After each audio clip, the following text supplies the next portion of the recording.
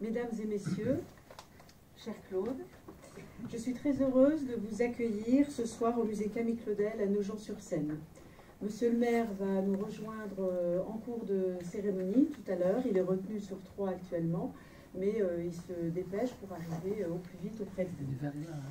Merci pour votre invitation qui permet aux membres de l'association du Centre franco-iranien de découvrir notre bel écrin consacré à l'art et l'œuvre de Camille Claudel. Je veux vous souhaiter la bienvenue à Nogent-sur-Seine.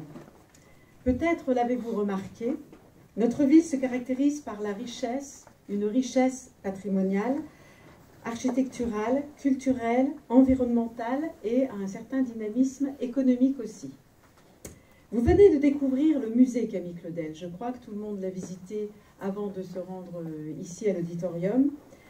Et ce musée est labellisé Musée de France. C'est le seul musée au monde ayant une telle collection regroupant toutes les œuvres de Camille Claudel. Par les caprices du hasard, 4 sculpteurs influents ont habité Nogent. Dès la première salle, si vous en rappelez, vous avez les bustes des 4 sculpteurs qui ont eu l'influence sur Camille Claudel. Et en déambulant dans les salles du musée, vous avez pu, à travers le parcours scientifique, comprendre pourquoi Nogent est intimement lié à Camille Claudel. L'intérêt de Nogent de mettre en valeur, bien évidemment, Camille Claudel, qui n'a vécu certes que 3 ans, mais ce sont grâce à nos sculpteurs nogentais qui l'ont remis ensuite dans les mains de Rodin pour lui apprendre la sculpture de manière plus approfondie, qu'elle s'est révélée.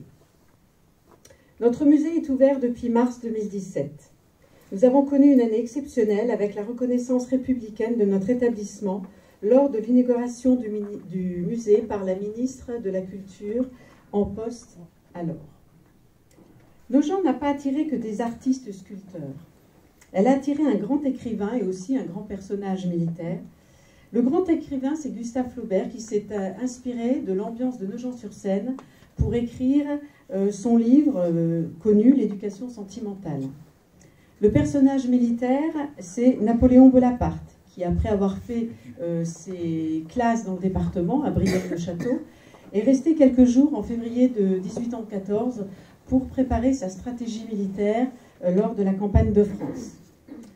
J'évoquais les richesses architecturales de Nogent. Je citerai entre autres l'église Saint-Laurent, inscrite au titre des monuments historiques. Nous avons aussi le pavillon Henri IV, notre théâtre à l'italienne, datant du 19e, et décoré aussi par l'artiste, le sculpteur nogentais Alfred Boucher. Les moulins de Nogent, que vous avez sans doute vu quand vous êtes arrivés, et puis nous avons aussi les moulins Sasso et la halle. Peut-être vous n'avez pas eu l'occasion d'aller sur le marché, vers la place du marché, nous avons une magnifique halle aussi. Nogent est une petite ville de 6000 habitants, mais elle ne se satisfait pas de son histoire et veut aussi s'inscrire dans le futur.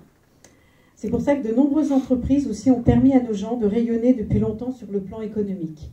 Donc tout le monde sait, nous avons à Nogent aussi les entreprises soufflées qui participent à ce développement économique et aussi donc la centrale nucléaire de Nogent.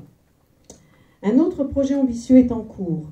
La ville souhaite aménager un équipement sportif de premier plan qui pourra à la fois s'intégrer dans une démarche pour les Jeux Olympiques de Paris 2024 et aussi profiter, faire participer tout ce qui est les structures locales, également internationales, nationales pour les entraînements sportifs.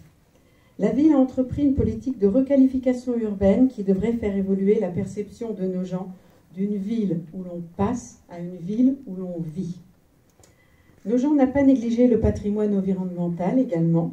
Je citerai simplement le plan du Monteuil, aménagement sur des anciennes carrières, véritable laboratoire vivant et espace d'étang nature aux portes de la cité. D'autre part, les bords de Seine et l'île Olive permettent aux Nogentais de profiter de promenades très bucoliques. Nous avons de nombreux atouts dans notre ville et nous sommes fiers de les mettre en valeur et de les partager, de les faire partager avec le plus grand nombre. Nous sommes très honorés de recevoir les membres du cercle franco-iranien à Nogent-sur-Seine. J'espère que vous apprécierez la convivialité et l'accueil nogentaise. Nous vivons de grands moments dans notre ville, levée au carrefour de grandes régions et à peine 1 heure de Paris, quand il n'y a pas grève des trains. J'espère que vous aurez plaisir à revenir dans notre ville afin de découvrir l'exposition temporaire inédite sur le dialogue artistique entre une statuaire et un écrivain, entre un frère et sa sœur. Je veux parler actuellement de l'exposition temporaire Paul et Camille Claudel, Le rêve et la vie. Elle se termine au mois de janvier. Si vous n'avez pas eu l'occasion de la visiter, je ne peux que vous y inviter. Et je n'oublie pas non plus la future exposition temporaire à partir de juin 2019 qui tissera des dialogues entre les œuvres de Camille Claudel et des œuvres modernes et contemporaines d'artistes internationaux. Je remercie l'équipe du musée qui travaille ardemment sur ces projets. Je vous remercie une nouvelle fois pour votre invitation et pour votre présence et votre attention.